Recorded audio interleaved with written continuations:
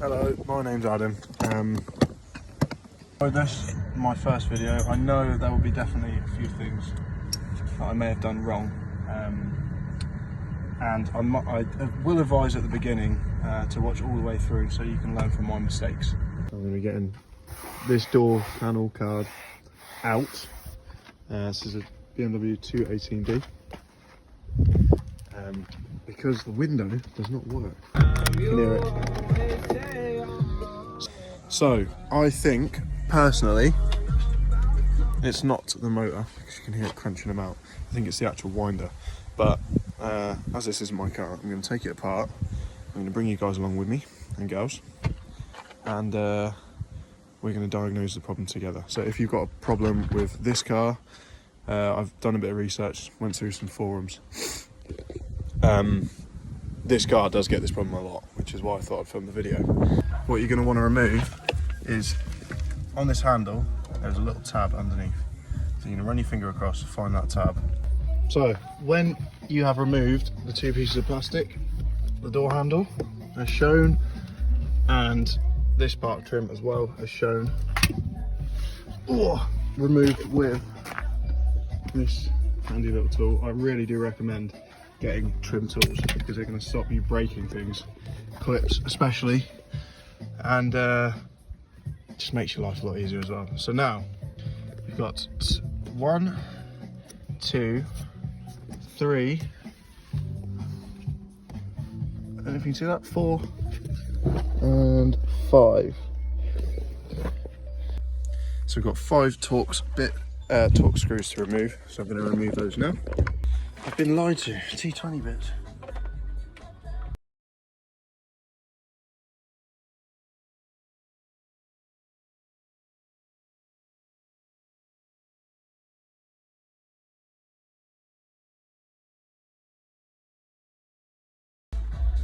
So now,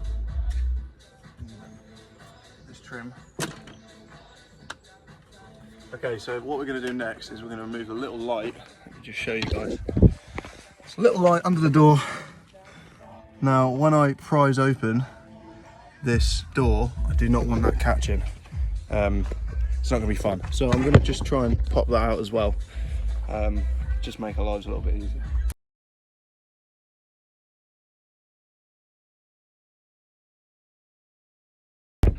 So, I've just found a little split pin, smallest one I could find in my toolbox. Normally I would use a precision screwdriver, which is the sort of screwdriver you would use when you're tightening up your glasses or something like that. A really small screwdriver, but I can't find it because it's really small and things like to go walkies. So, see this tiny little tab here? We're going to pop that out. The pace of change will never be this slow again. Push it in, and we're going to pull at the same time. Like that. Now you've got to be really gentle with these things because when they break, you've just made yourself a massive job. Go to removing the actual door card.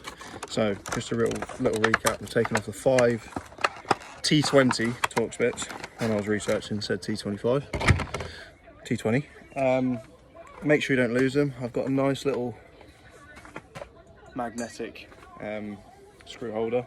Very, very handy. Bought that today.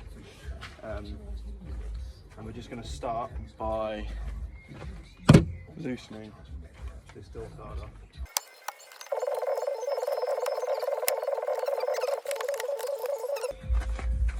Let me just show you what I'm doing a little bit more in depth. So, I've started on this bottom corner because, as you can see, there's a little clip, a little white clip in there. That's what's holding the door on. I don't know how well you can see that, but I'm trying my best.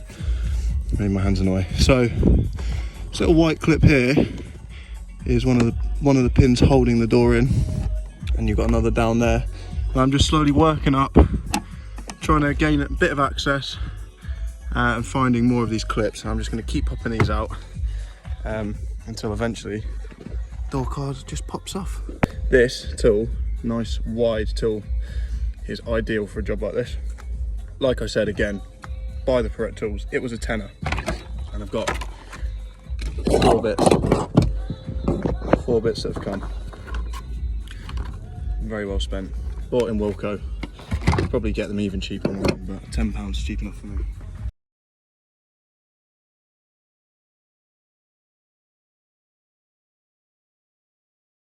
this door. So I'm just going to go around one by one. Okay, so that's for this. And start popping off all of the little switches and plugs.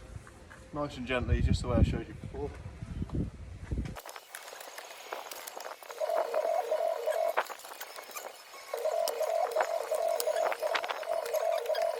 Okay, so what was very poorly shown is how I remove this. So this is the locking mechanism for the door, or the switching mechanism for this handle. So that, literally, if you just pull this tab at the back, pops right out, nice and easy.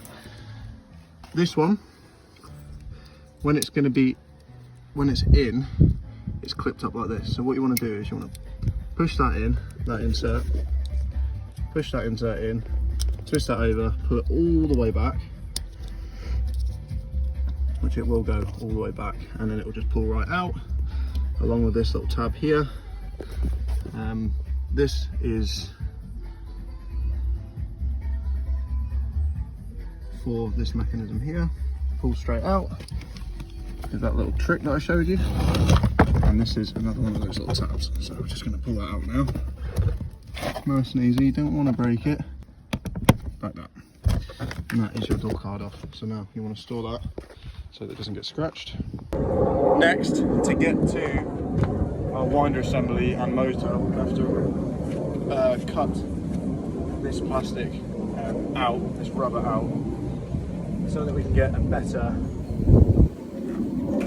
So I'm just quickly removing this now, careful of the wires and also the glue, just to be careful not to get any crap on that as well.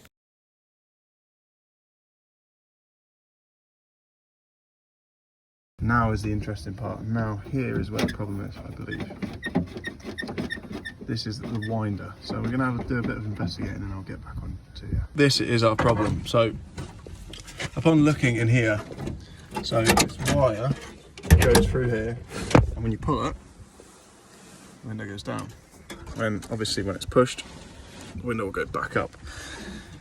So it's broken. It's no longer connecting to in here. It's snapped. Right, so I've done a bit of fiddling, managed to get the motor out, which is right here. It had that back bit of plastic on as well. All we had to do to remove that is, so it sits inside here, like that. Okay, you unscrew these three. Okay, it pops out, you've got to then wedge it back to get it out of this motor seating position. I just quickly wanted to say over me waffling that forwards. it may not be broken from the winder. You have to remove the motor and the winder together.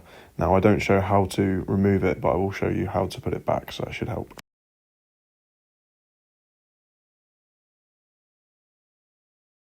Okay, so very unprofessionally, I've just gone out and taken the window winder out without recording, which is great, isn't it? But luckily enough, it goes on the same way it comes out. So I'll quickly explain how I removed the window winder, also how to diagnose whether it's the window winder or not, before putting it back on. So if you get lost when taking it off, you can refer to when I'm putting it back on, and hopefully that should help.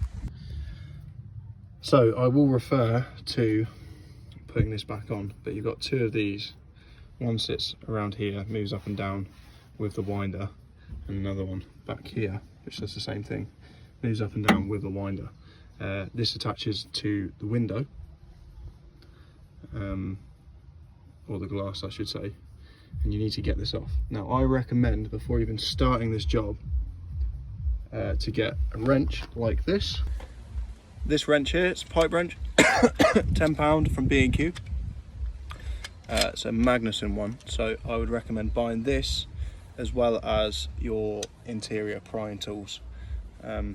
This is going to really help you out when you're trying to get in the door to release this cog. Now it's a 5mm Allen key. You can try that, but from the forums and stuff that I was reading, they're so goddamn tight that it just snaps off. So use this, get the big one, and you want to bite onto it like this and go anti-clockwise, facing, so it's going to be in your door like this when you see it. You want to go in, grab that against the window, crank it off, loosen it up, and then you should be able to do the rest by hand. So, I have a present. Ta-da, from Euro Car Parts. Euro Car Parts. So I'm just going to quickly explain how you can diagnose whether the motor or the winder is at fault. So first of all, before you take anything off, you might find when you're trying to put the window up or down, you can hear a crunching noise. And what that noise is the motor trying to work, but the wire, the cable inside the winder may be snapped, or it may have broken, or it may have got tangled up wrong. So that can be the problem, and that won't be the motor, that will be the winder. If you're not getting any noise at all, then it's most likely the motor, but be careful, because if the motor's broken, why is the motor broken? It may be also the winder as well. That is probably the worst case scenario, I think. Okay, so the next thing we're going to do is we're going to put the old motor onto the new winder. So you can buy that as a set, or you can buy it separately. Obviously separately is going to be cheaper, but as a set, obviously if everything's buggered, you're going to have to buy the whole lot. So we're just going to quickly put this back on. It's as simple as lining those 3 Torx 30s back up and screwing them back in. So I'm going to do that now. I'm now going to reinstall the winder.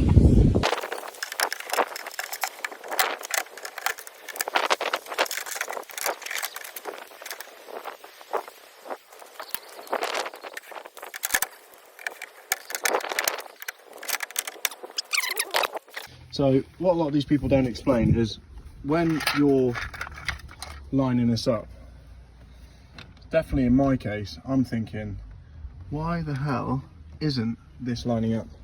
So it's lining up there and you think, right, that's supposed to be like this, yeah, but the motor's nowhere fucking near it. But what you're supposed to do is you're supposed to unclip this motor, like that, hook it in and do it separately. It's one thing that's not been clear on any of these tutorials. So in reverse of what you do to take it off, obviously because I didn't show how to take it off, it's 5 bolts here, down here. I will go zoom in and show you a bit more in depth, here and here. Okay, so there are your 4. Where's the 5th one? No, 4 bolts not 5. Honestly, it's been a bit of a job, this. 4 bolts here, down here, here and here. You want to remove those, and then with your motor here, here and here, you're going to unscrew that. It should just pop out and slide out. It's not very difficult, coming from someone who hasn't got much experience at all as a mechanic. It's not very difficult. So yeah, so how we've just got that back in is we've slid it in, unclipped it from this main shaft, got the motor in nice and snug, and loosened that bolt up to make sure it fits in. So what we're going to do now is we're going to put on all of the bolts and yeah, start putting everything back together.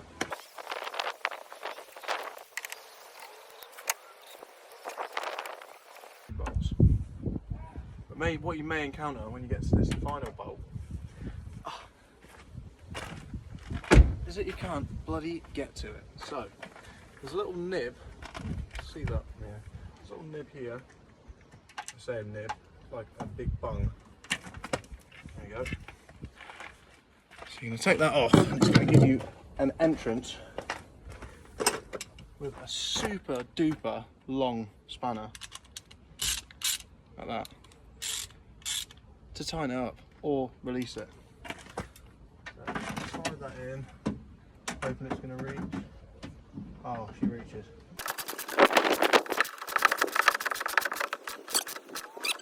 Buggered up window regulator, which is great fun. So after a little chat with the neighbour, we then proceeded to put the window back in. Now just take a lot of care. It's the same as taking it out, you're going to need 2 people.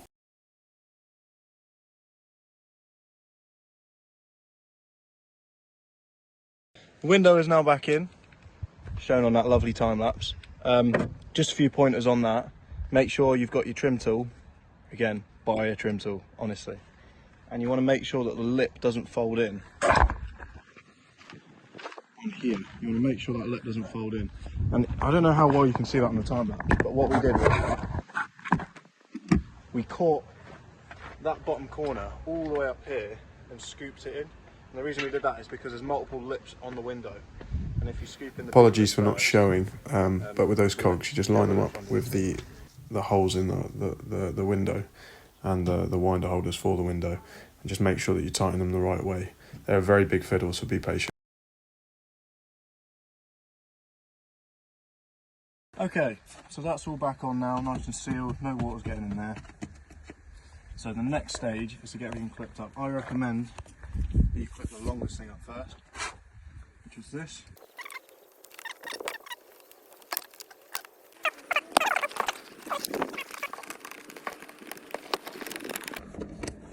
Like that, and then I don't know if you can see that, you pop that clip back over, make sure it's clipped in. Okay, brilliant. Now for this last one. This one's just going up here.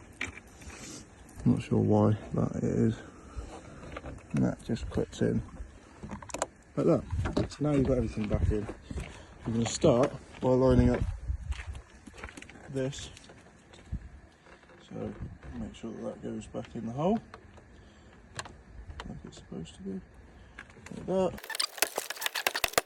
Bit of a predicament. Make sure that your wire for your light is going through the hole, funnily enough, before you put the panel back on. Okay, check all the pins are in, which they are. Then you're just going to want to connect up your light, nice and easy. Right. So, yeah. Just like that.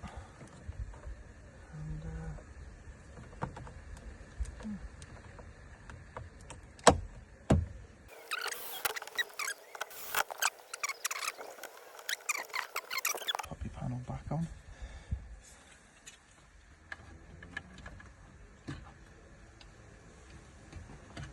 Making sure that the hook at the bottom goes in first. Should really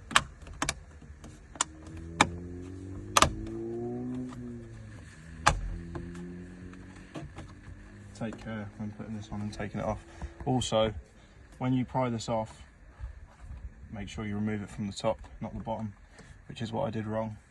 And then you can slide it out, because that hook, you really don't want to break that hook. We got very lucky. And then slide this back on.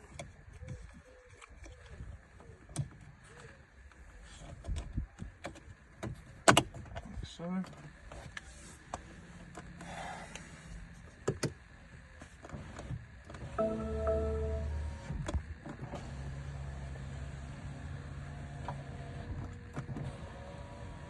There we go.